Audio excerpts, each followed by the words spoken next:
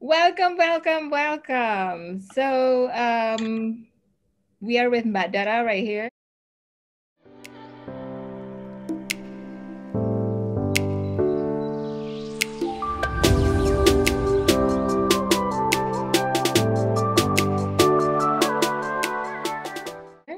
Everybody knows that Mbak Dara is the multitasking lady, so the queen of multitasking. Karena tahu sendiri Mbak Dara itu di manajemen, juga di PSTE. So we are very fortunate ya Mbak Dara. Nah, kita ada beberapa pertanyaan ya untuk Mbak Dara ya. Jadi beliau nanti akan menjelaskan tentang mulai dari persyaratan enroll tesis, terus setelah selesai menulis tesis, to make sure that your thesis defense is going to run smoothly, okay? Mungkin kita mulai aja ya Mbak Dara ya. We can talk gado-gado, right? Gado-gado ya. Jadi yang pertama Mbak Dara, yang pertama itu kalau misalnya mahasiswa mau enroll tesis nih, itu persyaratannya apa aja? Persyaratannya apa aja Mbak Dara? Untuk mahasiswa yang akan enroll tesis di PGSD ini syaratnya itu untuk mata kuliah yang sudah diambil ya. Ini syarat pertama itu harus 125 SKS. Jadi ngumpulin ya, sudah diambil 125 SKS ya. 125 SKS credits. Enggak boleh kurang ya Mbak Dara ya, enggak boleh kurang ya. Tidak bisa kurang, lebih boleh. Kemudian yang sudah lulusnya nilai A sampai C, ya, ini poin kedua, itu minimum 120. Jadi misalnya sudah ngambilnya 130 sekian SKS tetapi E semua, ya tetap tidak bisa. Karena kan syarat lulusnya itu 120 SKS. Right. Jadi ibaratnya ya berarti 120 SKS hanya 5 lah gitu ya, atau 3 atau kurang dari itu yang E atau D. Atau paling kemudian bagus semua ya Mbak Dara? Paling bagus ya memang sesuai dengan jalurnya seperti itu. Jangan ada retake gitu. Terus yang untuk konversi, kenapa Miss? Terus ada ini, ada persyaratan tentang requirement nggak? Prerequisite nggak? Jadi mata kuliah apa yang tidak boleh ditawar. Jadi harus lulus. Itu mata kuliah apa? Itu untuk di PGSD ini mata kuliah yang wajib lulus. Jadi secara otomatis nanti akan terblokir ya jika ini tidak lulus atau belum diambil. Itu mata kuliah research.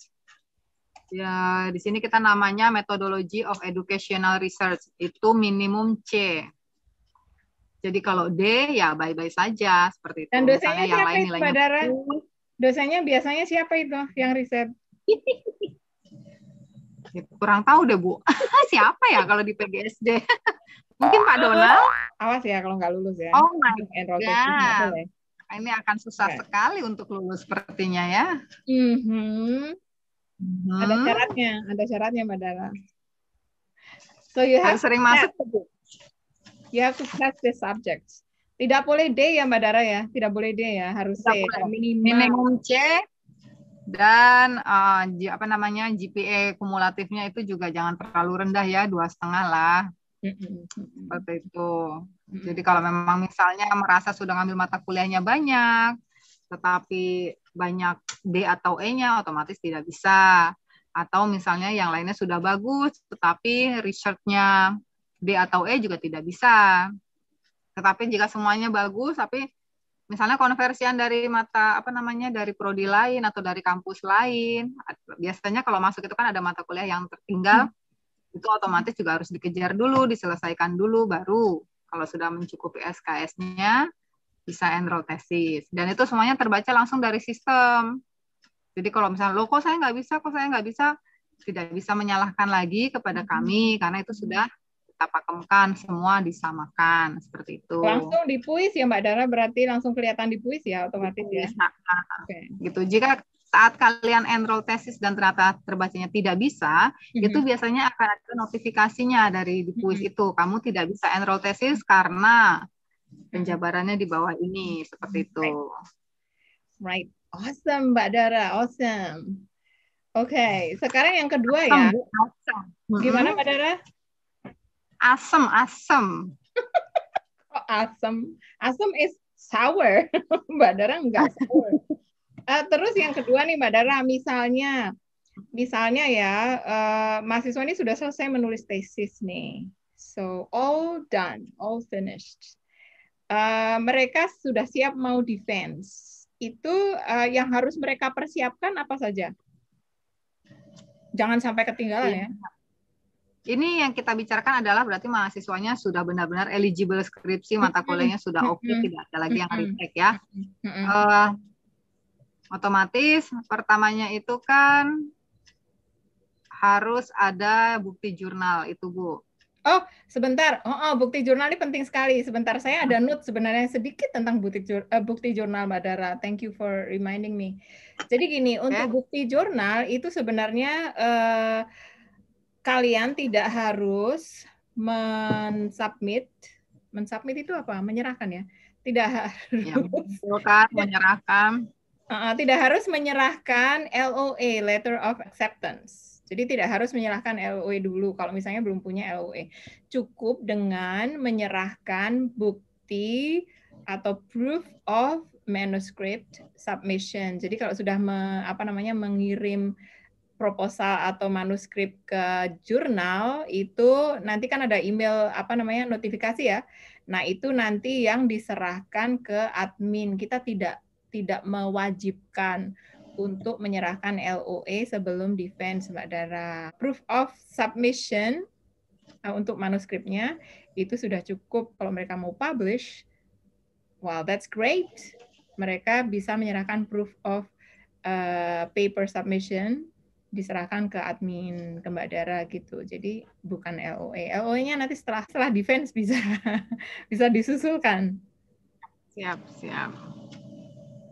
Paham. Saat mahasiswa sudah selesai bimbingan skripsi dan ingin mengumpulkan, jadi untuk saat ini tuh kan formulir untuk bimbingan skripsi itu ada 2, ada yang manual, ada yang otomatis. Sebentar Bu, ada tamu. Ini pesanannya Bu. Apa-apa? Sama Bu. Iya. Admin 3 prodi. Terima kasih. Jadi dokumen skripsinya sudah siap, otomatis dia harus menyerahkan juga bukti konsultasi. Bukti konsultasi itu bisa secara manual, yang kertasnya di print, atau dosen langsung menginput di Puis. Jadi di sini admin kita bisa melihat langsung bahwa memang ada ininya, buktinya. Nah, terus kemudian setelah itu selesai, melakukan pembayaran final. Kalau dokumen kan memang tidak ada lagi ya Bu ya, selain LOA. Sorry untuk bukti submission itu dan consultation sheet-nya. Nah, kemudian setelah itu pembayaran di finance melalui virtual account.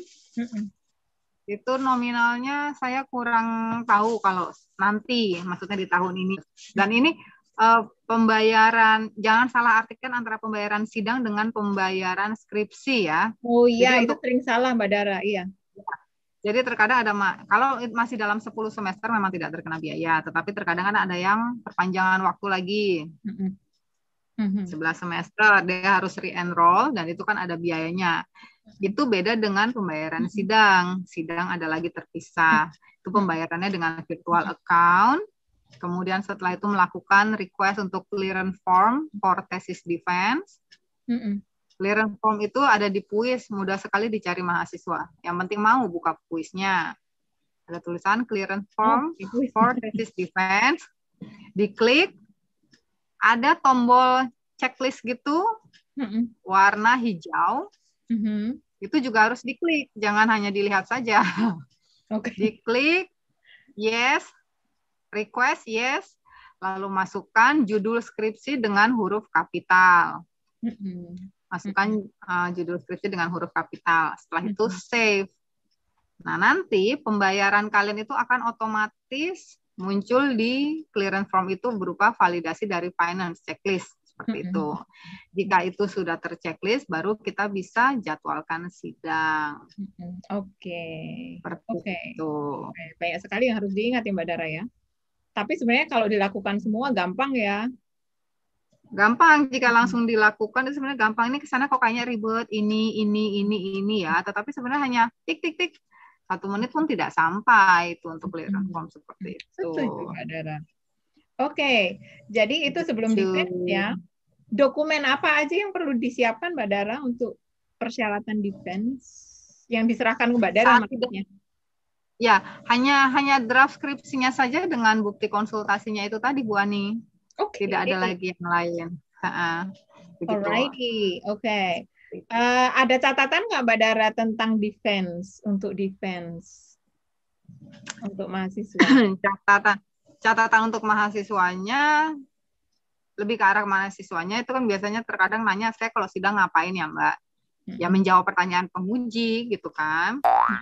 Masa mau nyanyi? Ya, menyiapkan.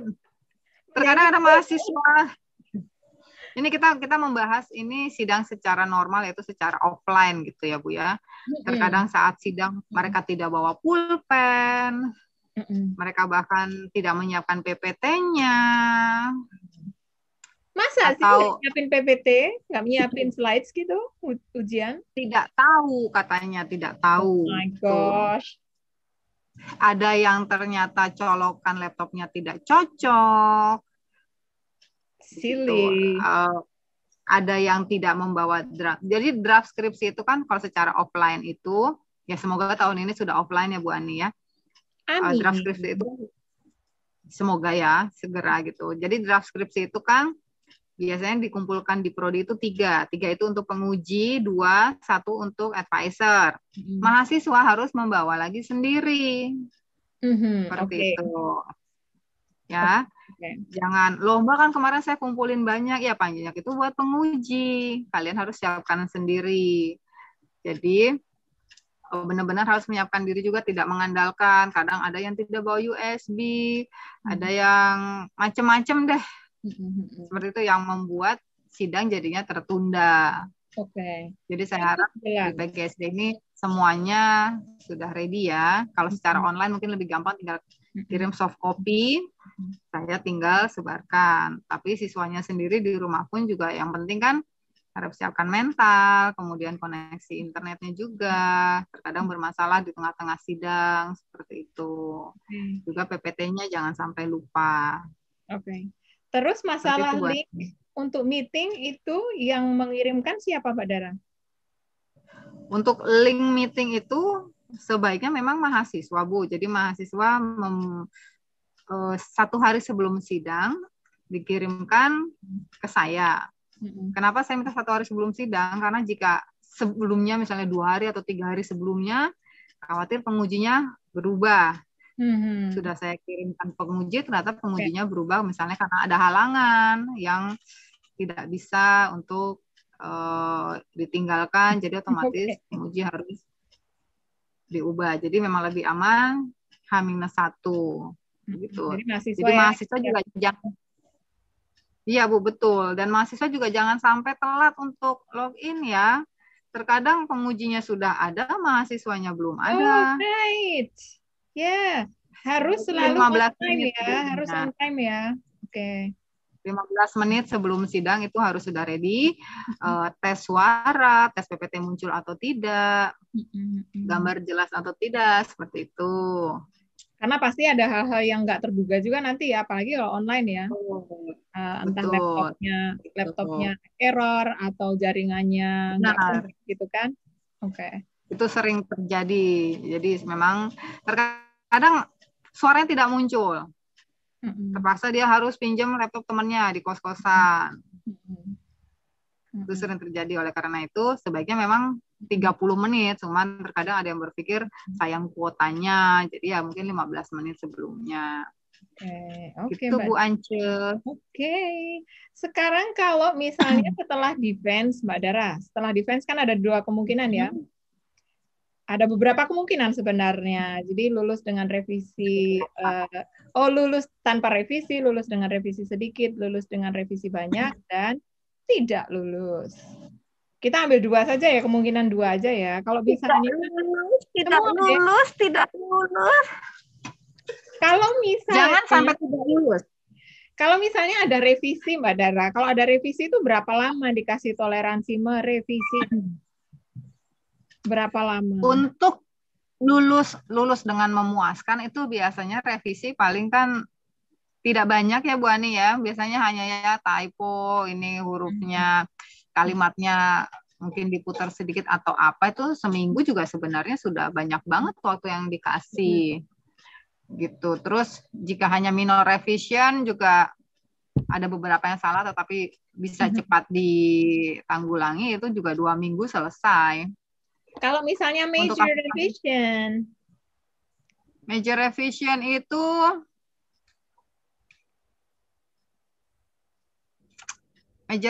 itu 1 bulan cukup loh Bu Ani. 1 bulan ya, major ya. 1 bulan itu cukup loh, iya. Oke. Karena major itu kan biasanya kayak seperti kamu bilangnya seperti ini, tapi kalau datanya begini, ayo buktikan lagi datanya. Misalnya seperti itu. Ya kalau memang dia mengerjakan bisa gitu kan, selesai. Nah, kalau misalnya ya sudah dikasih toleransi waktu revisi, terus mahasiswa ini nggak bisa menyelesaikan revisinya on time, konsekuensinya apa Mbak Dara? Tidak bisa menyerahkan konsekuensi on time itu kan jika memang mungkin kendalanya seperti misalnya saya opname atau apa, itu kan berat, kita tidak bisa ini ya, tentu kan harus ada buktinya ya Miss ya. Ini bukti saya opname segala macam. Tetapi jika memang hanya alasannya iya saya stres, iya saya ada bisnis, kita mengutamakan sini sebagai mahasiswa dan tesis. Kalau memang misalnya sibuk atau apa ya jangan sidang dulu, lebih baik kan seperti itu ya Miss ya. Nah jadi jika memang misalnya mangkir dikembalikan lagi ke penguji biasanya. Mangkir itu enggak mangkir itu ya? Tidak sesuai dengan jadwal yang ditetapkan. Oke. Kita denda saja. No. Dikembalikan ke penguji, biasanya nilainya diturunkan. Oke. Nilainya bisa diturunkan ya? Oke. Bisa, nilai bisa diturunkan. Jadi atau nilai itu memang Oke, atau bisa nggak dianggap tidak selesai terus harus mengulang lagi gitu, ada nggak kasus kayak gitu? Oh bisa. Jadi semuanya tergantung dengan penguji. Ada penguji yang merasa ini anak sudah tidak ada kabarnya, tiba-tiba datang dan minta harus langsung di-approve. Ya tidak mau penguji seperti itu, tidak pernah ada kabar, tiba-tiba datang ini revisian saya gitu kan, sudah misalnya hari ke-28 atau hari ke-29 dan tolong dong langsung dicek. Dosen kan kerjaannya juga banyak, tidak bisa seperti itu. Mbak Dara, oh my gosh, you're the best. Begitu. Nah jadi ini juga ya untuk mahasiswa, tolong jika kalian habis sidang dan revisi, jangan molor-molorin, kemudian ngejar-ngejar dosen untuk langsung memberikan keputusan. Jangan. Listen gitu. to Mbak Dara. Kalau misalnya dosennya enggak ngajar, enggak penelitian, enggak yang lain-lain, oke, bisa langsung. Tapi kerjaan dosen itu sangat banyak selain mengajar. Jadi bisa jadi saat kalian menyerahkan revisian itu baru 2 atau 3 hari akan dibaca. Mbak Dara is an angel. Okay. Bukan karena dosennya itu nganggur, bukan. Jadi ada banyak hal yang harus dikerjakan. Nah, jika kalian ternyata bisa jadi ini mahasiswa attitude-nya juga tidak bagus, gitu kan, dan setelah dilihat kok tidak ada perubahan signifikan terhadap tesisnya, ya disidangkan lagi, ya silakan saja, itu hak dari penguji. Oke, jadi keputusannya ada di penguji ya Mbak Dara ya? Ada di penguji. Betul, ada di penguji. Nah, kemudian jika memang dari hasil sidang, dari awal sidang itu ternyata diputuskan kamu gagal, jangan sampai gagal, karena jika gagal kalian sidang ulang itu membayar redefense. Membayar redefense itu nihil. Oh my gosh. Kan lebih baik beli kopi janji jiwa kan? Daripada buat bayar. Oh my gosh. Jangan sampai lulus ya berarti ya. Usahakan lulus. Ya. Jangan sampai tidak lulus, jangan sampai jiplak-jiplak, itu tuh udah kesalahan fatal. Ini waktunya Jangan udah sampai pakai joki. Waktunya udah hampir terakhir, Mbak Dara, terakhir. Siap. Sebelum persiapan, jadi bayangin lulus ya. Anggap aja, bukan anggap aja lulus.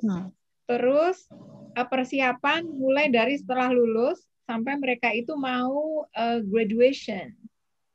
Oke.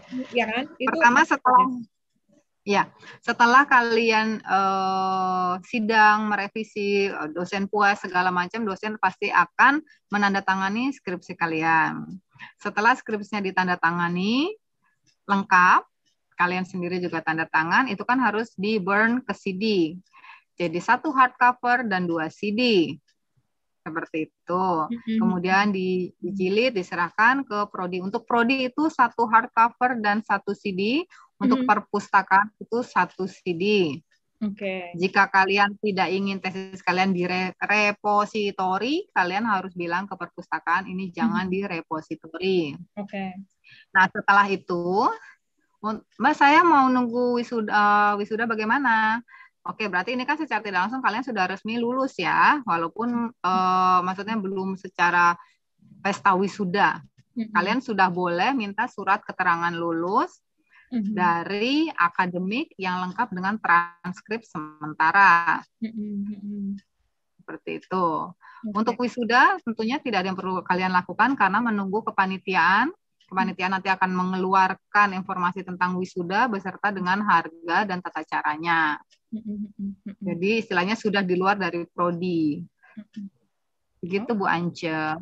Oke, cukup jelas sekali Mbak Dara. Oh my goodness. Semoga dengan bincang-bincang ini, diskusi ini, mahasiswa akan semakin jelas ya untuk mempersiapkan mulai dari for enrollment, penulisan tesis, sebelum defense sampai setelah defense sebelum graduation.